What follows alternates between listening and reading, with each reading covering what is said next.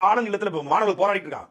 அங்க டெல்லியில போராடிட்டு இருக்கான். இன்னைக்கு இயக்குனர் வெற்றிமாறன் ரஞ்சித் எல்லாம் ராஜரத்னம் ஸ்டேடியத்துல போட போறாங்க. கேரளாவுல ஒட்டுமொத்தமான கேரள நடிகர்கள் அத்தனை பேரும் அது பிரியா வாரியர் கவர்ச்சியா நடிப்பாங்க. ஆனாலும் களத்துல நிக்கிறாங்க.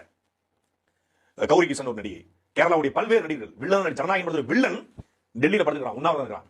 பிரகாஷ் ராஜ் அட்டேங்கப்பா, யாரே யூடியூப் போராளியா? ஸோ எந்த ஒரு மக்கள் போராட்டமாக இருந்தாலும் யூடியூப்பில் ஒரு 4 வீடியோ போட்டுருவான். ஏன்னா அந்த அளவுக்கு மக்கள் மேலே வந்து இவனுக்கு ஒரு பற்று, புரியுதுங்களா? மக்கள் வந்து அங்கே என்ன போராட்ட காலத்தில் இறங்கி போராடிட்டு இருந்தாலும் இவர் நல்லா புட்டாமாவெல்லாம் அடிச்சுக்கிட்டு நல்லா மேக்கப்லாம் போட்டுக்கிட்டு மைக்கை ஒன்று மாட்டிக்கிட்டு நல்லா 10க்கு 10 ஏசி ரூமில் உட்காந்துட்டு வீடியோ போட ஆரம்பிச்சிடுவான். ஏன்னா அந்த அளவுக்கு இவனுக்கு மக்கள் மேலே ஒரு பற்று. யாருக்கு? இந்த சாக்கடை துரைமுருகனுக்கு. அதெல்லாம் ஒரு மயிரும் கிடையாது இவனுக்கு. மக்கள் மேலே பற்றும் கிடையாது, ஒரு மயிரும் கிடையாது. இவனுக்கு வீடியோ போட்டால் காசு. காலையில் ஒரு வீடியோ போடுறான்.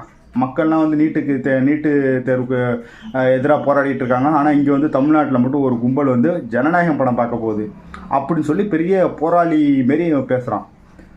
சரி சொல்லிட்டு சாயங்காலம் ஒரு வீடியோ போடுறான். என்னென்னு பார்த்தீங்கன்னா ஜனநாயகனுடைய திரை விமர்சனம். ஸோ காலையில் வீடியோ போட்டு என்ன பண்ணிட்டான், படம் பார்க்க போயிட்டான். படம் பார்த்துட்டு அந்த படத்தில் இருக்கிற அந்த எல்லாத்தையும் இதெல்லாத்தையும் நோட் பண்ணிட்டு வந்துட்டு சாயங்காலம் உட்காந்துட்டான். திரும்ப குளிச்சுட்டு பவுட்ரு கூடலாம் அடிச்சுட்டு திரும்ப 10க்கு 10 ரூமில் உட்காந்துக்கிட்டு ரிவ்யூ கொடுக்க ஆரம்பிச்சிட்டான். நான் என்ன கேட்குறேன், கேரளாவில் போராடுறாங்க, ஒட்டுமொத்த நடிகரும் போராடுறாங்க, ஒட்டுமொத்த மக்களும் போராடுறாங்க, டெல்லியில் போராடுறாங்க. நீங்கள் எங்கே போராடுறீங்க? உங்கள் அண்ணன் எங்கே போராடிட்டு இருக்கான்? உங்கள் அண்ணன் எங்கே படுத்து கிடக்கிறான்? சொல்லு. யாராவது தடுத்தாங்களா அவங்கள? 15 வருஷம் கட்சி நடத்தணும்னு சொல்கிறீங்களா? போராடுங்கடா. எவன்டா அவங்கள போராட வேணாம்னு சொன்னால்? போராடி இந்த மக்களுக்கு நீட்டு வேணான்னு சொல்லிட்டு ஒரு இதை வாங்கி கொடுங்கடா.